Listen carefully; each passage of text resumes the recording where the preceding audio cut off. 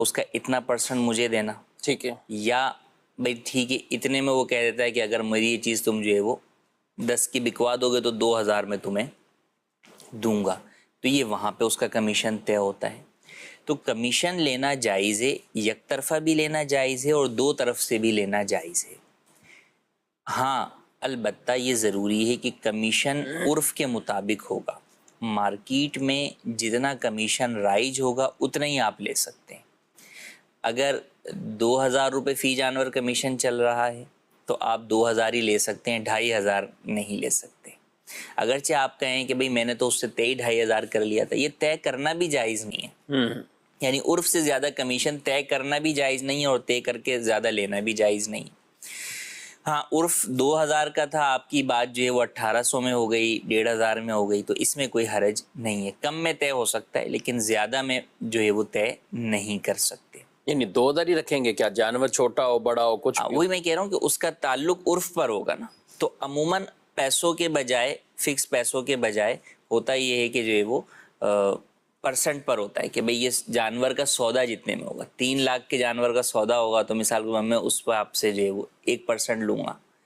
یا جو ہے وہ ½ % لوں گا، تو اب وہ جانور کی جس طرح قیمت بڑھتی چلی جاتی ہے اس طرح اس کا کمیشن پرسنٹیج کے اعتبار سے بڑھتا جو ہے وہ چلا جاتا ہے، یعنی پرسنٹ بڑھ جاتی ہے تو کمیشن پیسوں کے اندر خود ہی بڑھ جاتا ہے۔ تو اس میں کوئی حرج نہیں ہے کہ وہ دونوں طرف سے کمیشن لے، ہاں مگر ایک یہ ہے کہ یہ شخص اس کو لے کر جا رہا ہے کہ بھئی تم میرا سودا اچھے داموں میں، سستے داموں میں کراؤ، اور یہ اس سے یہ نہیں کہتا کہ میں آپ سے کوئی کمیشن لے رہا ہوں، بلکہ یہ الٹا اسے مارکیٹ سے جو ہے وہ مہنگا جانور دلوا دیتا ہے اپنی باتوں میں الجھا کر، اور پھر جتنا اوپر مہنگا بیچا ہوتا ہے وہ سارا کا سارا وہ بیوپاری سے تقاضا کر رہا ہوتا ہے کہ یہ جتنا میں نے اوپر مہنگا بکوایا ہے یہ پیسے مجھے دے دو۔ تو یہ دو اعتبار سے ناجائز ہے، ایک تو آپ اپنے گاہک کے ساتھ، اپنے اس شخص کے ساتھ جس نے آپ پر بھروسہ اور اعتماد کیا کہ یار یہ مجھے اچھا اور سستا دلائے گا، آپ اس کے ساتھ دھوکہ دے رہے ہیں کہ مارکیٹ میں اس سے کم کی چیز مل رہی ہے لیکن آپ اسے مہنگی دلا رہے ہیں اپنے کمیشن کے چکر میں۔ دوسرا،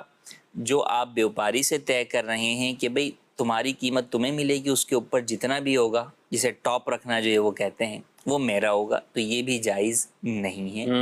کہ کمیشن آپ عرف کے مطابق لے سکتے ہیں بیوپاری سے، مگر وہ بیوپاری کی اپنی قیمت میں سے دے گا وہ صحیح۔ تو جتنے کی بھی چیز بکے گی وہ ساری قیمت کا مالک بیوپاری ہوگا، کمیشن ایجنٹ اس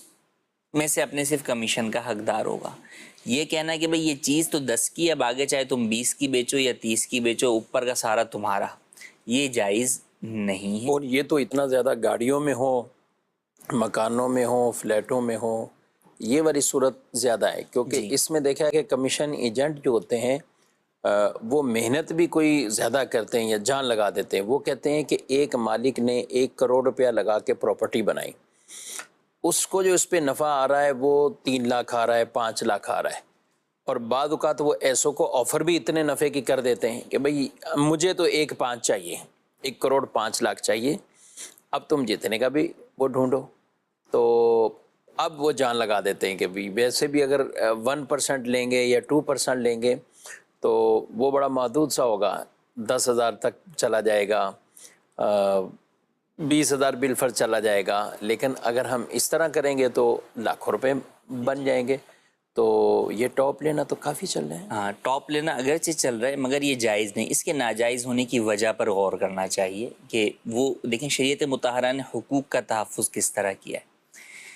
اس کا نقصان یہ ہے کہ اس چیز کی جو مارکیٹ ویلیو جس کے اندر بیچنے والے کو وہ چیز بیچ دیں گے، صحیح۔ ٹاپ رکھنے والا اس کی جائز قیمت ملنے پر بھی اس کا سودا نہیں کروائے گا اپنے ٹاپ کے چکر میں، صحیح کہ اگر میں اتنے، اس نے تو بولا ہے کہ بھئی 1.5 کی بیچ دو، صحیح، ٹھیک ہے 1.5 کی اگر وہ چیز بک جائے 1 کروڑ 5 لاکھ کی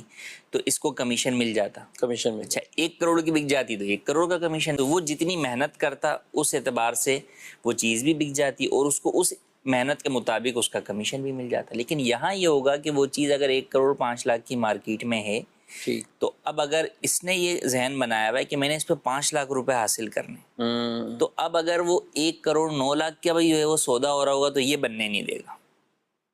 بالکل ٹھیک، تو اس کے ذہن میں یہی ہے کہ نہیں میں نے تو جو ہے وہ 3 4 یہاں 5 پہ کمانا اصل جو ہے وہ مالک زمین ہے، مالک مکان ہے، اس کو نقصان یہ شخص جو ہے وہ پہنچا رہا ہے۔ اچھا دوسرا پھر اس کا اپنا بھی نقصان ہے کہ مثال کے طور پہ وہ چیز بک ہی نہیں رہی اور نہیں بک رہی اور اسی ریٹ پر بک رہی ہے جس ریٹ کے اوپر مالک نے رقم بولی ہے کہ 1,05,00,000 پہ ہی اس کا سودا ہوتا ہے۔ صحیح۔ تو اب ایسی صورت کے اندر اس کو کیا ملے گا؟ کچھ بھی نہیں ملے گا، کیونکہ مالک تو بولے گا میں نے 1,05,00,000 روپے تو تم سے اپنی ڈیمانڈ کی تھی کہ مجھے دے دو، تو اوپر جو تم چاہے رکھو۔ تو اب اوپر کچھ بھی نہیں جو ہے وہ اگر اتنے میں ہی بک جائے گی وہ چیز، تو نتیجہ کیا ہوگا کہ اس کی محنت ضائع ہو جائے گی، اسے کچھ بھی نہیں ملے گا۔ تو یوں دونوں کے حقوق کا تحفظ اسی کے اندر ہے کہ وہ چیز کمیشن کے ذریعے سے جو ہے وہ اس کی صورتحال ہو اور وہ کمیشن عرف کے مطابق ہو۔ تو یہ ایک مناسب کیفیت ہے کہ اس کے اندر اسے بھی پتہ ہے کہ بھئی کم ملے گا، کم محنت کر کے کم ریٹ کا گاہک لے کر آؤں گا تو کم کمیشن ملے گا، زیادہ کا لے کر آؤں گا تو زیادہ ملے گا۔ مالک کو بھی پتہ ہے کہ بھئی ٹھیک ہے، اگر جو میں ڈیمانڈ کرنا ہوں اگر اتنے میں بھی چیز بک گئی تو مجھے بہرحال اس کا کمیشن تو اس کو دینا ہی ہے، تو اس کی محنت بھی ضائع نہیں ہوگی کہ اس کے بدلے میں اسے کوئی بھی عوض نہ ملے، تو اسے اس کا اپنی اس محنت کا بھی عوض اس صورت میں مل جاتا ہے۔ تو دونوں صورتوں میں وہ عوض کا حقدار ہو رہا ہے، جبکہ ٹاپ والی صورت کے اندر اگر وہ چیز ریٹ ٹو ریٹ جو ہے بک گئی، جو مالک نے اس کے ریٹ دیے ہیں، تو پھر بروکر جو ہے وہ عوض سے محروم ہو رہا ہے۔ کہتے ہیں کہ عرف اپنا ہی ہے، مطلب کیا بولے کوئی 2% طے کر رہا ہے، کوئی 3% کر رہا ہے، کوئی 1% کر رہا ہے، جہاں جس کی مجبوری ہے۔ مطلب کہیں کمیشن والے کی مجبوری ہوتی ہے کہ اس کے بعد گاہک کھڑا ہوا ہے اور یہ تھوڑا سا آگے پیچھے نہیں تو وہ اس کو کمیشن میں نیچے لا کے چیز کو بکوا دیتے ہیں، اور کہیں مالک مکان کے لیے ضرورت ہوتی ہے تو وہ اس کو زیادہ بھی آفر کر دیتا ہے کہ 2% لے لیں، 3% لے لیں۔ تو اس میں کیا کہیں گے؟ دیکھیں عرف تو ہوتا ہے، یعنی وہ جو بھی انڈسٹریز ہیں جن میں یہ کام ہوتا ہے، جیسے ریئل اسٹیٹ ہے یا اور مختلف انڈسٹری ہیں، فارما انڈسٹری ہے، دیگر ہیں، ان سب کے اندر عرف موجود ہے۔ ہاں وہ عرف شہروں کے اعتبار سے جدا ہو سکتا ہے، بڑے شہروں میں ہو سکتا ہے کہ علاقوں کے اعتبار سے بھی جدا صحیح صورتحال ہو۔ اب اس کے اندر بسا اوقات یہ ہوتا ہے کہ ایک دو بڑے جو ہے وہ کلائنٹ ہوتے ہیں، یا وہ سمجھیں کہ اس مارکیٹ کے بڑے جو ہے نا وہ پرانے تجربے کار لوگ ہوتے ہیں، وہ بسا اوقات اپنا عرف سے زیادہ رکھ کر بیٹھے ہوئے ہوتے ہیں کہ بھائی ہم تو یہ لیں گے اگر ہم ہمارا کام سٹینڈرڈ یہ کروانا ہے، ٹھیک ہے۔ اچھا ان کا کام بسا اوقات دوسروں کے مقابلے میں اچھا بھی ہوتا ہے، جلد ہو جاتا ہے، صحیح۔ تو اس لیے وہ زیادہ کا تقاضا کر رہے ہوتے ہیں۔ لیکن اگر اوور آل دیکھیں عرف ہم کسے کہتے ہیں کہ بھئی اکثر لوگ وہ کام کرتے ہیں، تو جب ہم اکثر کی طرف نظر ڈالیں تو دوسرے سارے جو 2% کے اوپر کھڑے ہوئے، تو اب ایسی صورت میں بھی اگرچہ آپ اچھا کام کرتے ہو، بہرحال آپ کا 3% کا تقاضا کرنا وہ جائز نہیں ہے۔ وجہ یہ کہ بنیادی طور پر کمیشن کا جو کاروبار ہے یہ کس چیز کے اوپر آپ اجرت لے رہے ہیں؟ یہ ایک ایسی چیز پر آپ اجرت کا تقاضا کر رہے ہیں جو آپ کی قدرت اور اختیار میں نہیں ہے۔ کیوں؟ کیا چیز ہے وہ چیز ہے بکوانا، کوئی سودا کروانا۔ تو انسان اپنے کسی کام کا تو اختیار کر لیتا ہے، بھئی میں یہ موبائل ریپیئر کر دوں گا، میں یہ صفحہ کمپوز کر دوں گا، ٹھیک ہے، یہ ایک کام ہے جو میرے اختیار میں کر لوں۔ لیکن ایک کام ہے کہ مجھے آپ سے کروانا ہے، تو اب آپ کی مرضی ہوگی تو آپ کریں گے، نہیں ہوگی تو نہیں کریں گے۔ تو اب میں کتنی محنت کرتے رہوں لیکن اگر آپ اس پہ راضی نہیں ہوئے تو نتیجہ کیا ہوگا؟ وہ کام نہیں ہوگا، کام بھی نہیں ہوگا۔ جب کام نہیں ہوگا تو اس کا مطلب وہ چیز جو آپ کو راضی کرنا ہے وہ میرے اختیار میں نہیں ہے، میں اس کے اوپر اپنے دلائل دے سکتا ہوں، سمجھا سکتا ہوں، ذہن سازی کر سکتا ہوں۔ تو اس لیے یہ وہ کام ہے جو کہ انسان کے یعنی بروکر کے اختیار میں نہیں۔ تو بنیادی طور پر ایسا کام جو آپ کے اختیار میں نہ ہو وہ اس کے اوپر اجرت اجارہ کرنا جائز نہیں ہے، مگر لوگوں میں عرف عام کی وجہ سے، لوگوں کی حاجات کی وجہ سے، زمانہ رسالت سے یہ جو ہے وہ چلا آ رہا ہے، بعد میں بھی جو ہے وہ چلتا رہا، تو فقہا نے اس کے اجارے کو ضرورتاً جائز قرار دیا، مگر ساتھ ہی ساتھ اس کی پھر اجرت کو بھی بقدر ضرورت ہی قرار دی کہ جس عرف کی وجہ سے ہم یہ کہہ رہے ہیں کہ اس اجارے کی حاجت ہے، تو اس عرف کے اندر اس اجارے کی جتنی اجرت چل رہی ہوگی اتنی ہی اجرت رہے گی، اس سے زیادہ اجرت نہیں ہو سکتی۔ ٹھیک ہے، چلیں اس پہ مزید بھی کچھ گفتگو ہو سکتی ہے۔ بعض اوقات لوگ آگے سے سیدھے جواب کو بھی ٹیڑھا جواب دیتے ہیں کہ یہ عرف ہی ایسا ہو گیا، یا کہیں ایسی چیزیں کہ غلط چیزوں پر عرف قائم ہو گیا۔ یا ان کی زبانوں پر ہے کہ نہیں نہیں ہمارے یہاں تو یہ سب چیزیں ہیں. تو اس میں تو بعض اوقات ایسی سی یعنی جو واضح ناجائز چیزیں ہیں تو کہتے نہیں اس پہ تو ایک عرف ایسا ہو گیا ہے، یعنی لوگوں میں اتنا ہے کہ اس کے بغیر نہیں ہے. دیکھیں عرف کی بنیاد پر کون سے مسائل کے اندر تبدیلیاں ہوتی ہیں یا کن میں رخصتیں ملتی ہیں، وہ ایک پورا کرائٹیریا ہے فقہ کے باب کے اندر، اور اس کے اپنے اصول و ضوابط ہیں. جو واضح حرام چیزیں ہیں وہ عرف کی بنیاد پہ کبھی تبدیل نہیں ہوئی. ہاں ظاہر ہے. اب آپ بولیں جناب آج کل کے دور کے اندر نماز چھوڑنے پر عرف ہے، اکثر لوگ نماز چھوڑتے ہیں، ہاں داڑھی نہیں رکھتے، جھوٹ بولتے ہیں، داڑھی نہیں رکھتے، اچھا سود کا پیسہ جو ہے وہ اٹھاتے ہیں. تو یہ سارے کام کتنے ہی جو ہے وہ عرف کے اندر رائج ہو جائیں، بہرحال یہ حرام اور گناہ ہی رہیں گے، ان سے بچنے کا ہی حکم ہوگا. جن چیزوں کے اندر فقہا اجازت دیتے ہیں وہ کچھ کیٹیگریز ہیں مسائل کی، احکام دین کی، کہ کون سی چیزیں وہ ہیں کہ جو فرسٹ کیٹیگری میں آتی ہیں، قرآن و حدیث سے ڈائریکٹ ثابت ہیں، ان میں کوئی تبدیلی نہیں ہو سکتی.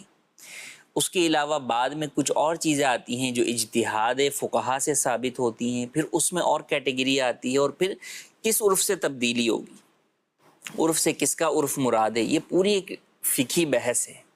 تو یوں عوام کا اس معاملے میں جری اور بے باک ہونا، اور جب علماء یہ مسائل بیان کریں تو اس کے اندر ان کا اپنے تئیں یہ غور کر لینا یا یہ سوچ لینا کہ بھائی یہ چیز تو جو ہے نا عرف کے اندر ایسی ہے تو اب یہ بھی اجازت ہو گئی، یا بعض لوگ یوں بھی کہہ دیتے ہیں کہ آگے جا کے جائز ہو جائے گی. تو بالفرض مان بھی لیں کہ بھئی وہ چیز واقعی ایسی ہے جس میں تبدیلی آگے جا کر ہو سکتی عرف کی بنیاد پہ،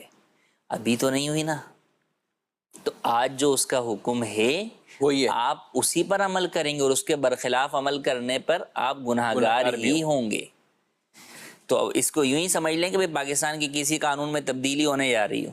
بولے آگے جا کے ہو ہی جائے. ہاں بولے یہ ابھی سے اس میں ترمیم چل رہی ہے، پارلیمنٹ میں ہے، ابھی سپریم کورٹ جائے گی وغیرہ وغیرہ، تو چلو ابھی سے جو ہے نا اس قانون کی خلاف ورزی کر لو. آپ کر کے دیکھیں آپ کو اگلے دن جو ہے وہ قانون کا سامنا کرنا پڑ جائے گا. وہ یہی کہیں گے کہ بھائی ابھی قانون نافذ تھوڑی ہوا ہے، قانون جب بنے گا، بننے کے بعد نافذ ہوگا، پھر اس کے بعد جا کے اس کا امپلیمنٹیشن. اور کئی جرموں کی سزائیں ان قوانین کے مطابق ہو رہی ہوتی ہیں کہ بھئی یہ فلاں، بھلے بعد میں وہ قانون میں کچھ ترمیم ہوئی، بالکل، لیکن اگر کسی نے 20 سال پہلے وہ جرم کیا ہے، جی 30 سال پہلے وہ جرم کیا ہے، تو وہ تو اسی اگرچہ قانون اس کی سماعت یعنی ہوا یوں کہ وہ ابھی ہو رہی ہے. ہاں وہ ابھی ہو رہی ہے ہاں کہ جرم ہوا 10 سال پہلے اور قانون جو ہے 5 سال کے بعد چینج ہو گیا، اور 5 سال کے بعد مزید 5 سال گزرنے کے بعد جس وقت عدالت میں وہ کیس زیر سماعت ہے اس وقت یہ دیکھا جا رہا ہوتا ہے کہ بھئی جس وقت جرم ہوا اس وقت قانون کیا تھا. اس وقت یہ نہیں دیکھا جاتا کہ آج فیصلہ کرنے کے وقت قانون کیا ہے، قانون کیا تھا، اور کیونکہ آپ نے جرم اس وقت قانون کی خلاف ورزی کر کے کیا ہے. اور یہی وجہ ہے کہ بعض اوقات جو جرم والے یا جن پر بھی وہ چاہے ملزم ہو یا مجرم ہو، ان میں سے کسی ایک کا انتقال ہو جائے، کیس چل رہا ہے اس پر، تو جب اس کی سماعت کی تاریخ آئے گی تو پھر بھی اس کی طرف سے فریق وہ جواب دے رہا ہے، اور جب بھی اس کا وکیل ہے کوئی بھی اس کا، اور کیس اس کا باقاعدہ اسی طرح ختم نہیں ہو جاتا کہ بھئی وہ تو فوت ہو گیا، 2 مہینے پہلے فوت ہو گیا تو آپ اس کا وہ پورا سلسلہ ختم کر دیں. تو یہ ایسے ایک مثال دے کے ہم یہ باتیں عرض کر رہے ہیں. بعض اوقات شرعی مسائل کے اندر بھی لوگ بڑے بے باک قسم کے ہو جاتے ہیں، اور پھر اس پہ علماء کرام پہ بڑی زبان درازی کرتے ہیں، اور حقیقت تو وہ دین اسلام کے احکامات کے اوپر کچھ کہنا چاہ رہے ہوتے ہیں لیکن کہہ نہیں پاتے. تو آسان راستہ ہے مولانا صاحب کو کچھ کہہ لو، علماء کو کچھ کہہ لو، تو علماء پہ وہ گفتگو کرنا شروع ہو جاتے ہیں. تو اس لیے ہمیں ان چیزوں میں بڑے ہی محتاط رہنا چاہیے. کافی گفتگو ہوئی ہے، اور یہ پورا ایک ٹاپک تھا کمیشن کے حوالے سے.